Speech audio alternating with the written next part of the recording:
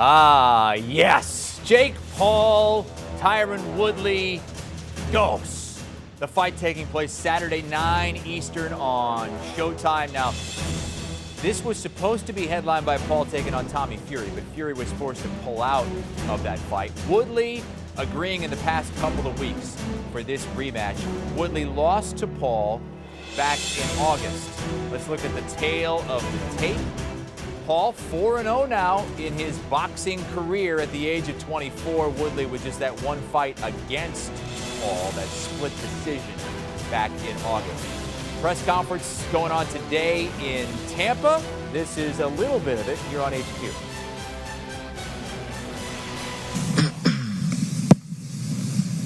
We've got the chosen one and a problem child. Jake Paul, 4-0, 3 knockouts. Tyron Woodley, second professional fight. Jake, we'll start with you.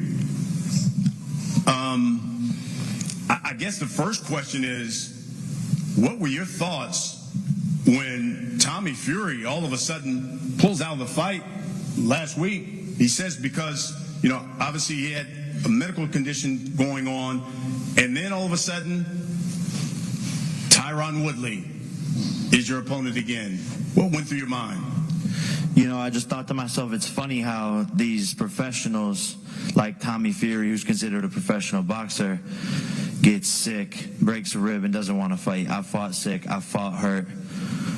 You got to go in there and get the job done. And then they're like, oh, you got Tyron Woodley now. No problem. That's why I got the ski mask on. They're going to give me a big bag to go and beat the guy I already beat. This is a bank robbery. I see you got a belt here. It says the most valuable boxer. Jake Paul. Is that belt for you? Or is that for the most valuable boxer of the night? Explain the belt for us. This belt is for me. That's why it says for Jake Paul right here.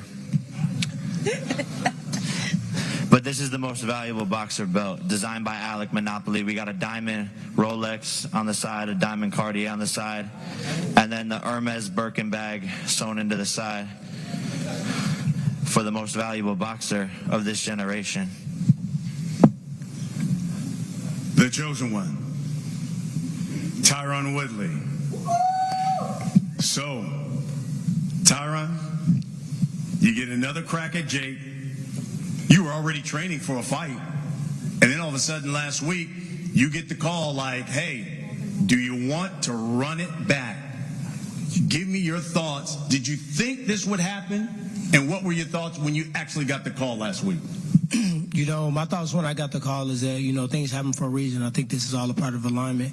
And, it's been times in my mixed martial art career where, we get a fight done and we always think we need a break, we need to go on a vacation, and we need to just download because the training camp takes a lot of energy and a lot of time, a lot of PR.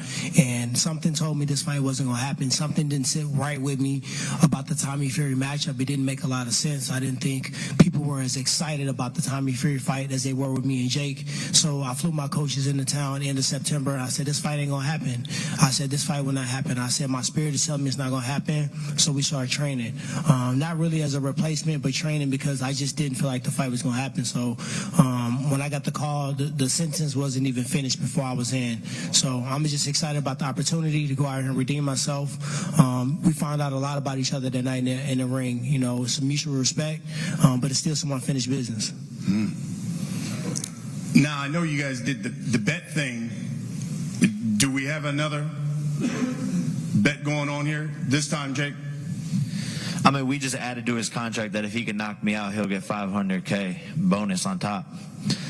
So that's that. I don't need nothing. I already got everything. All right, that was a little bit of the press conference which happened earlier today between Paul and Woodley for their second matchup. Here comes the face-off as well.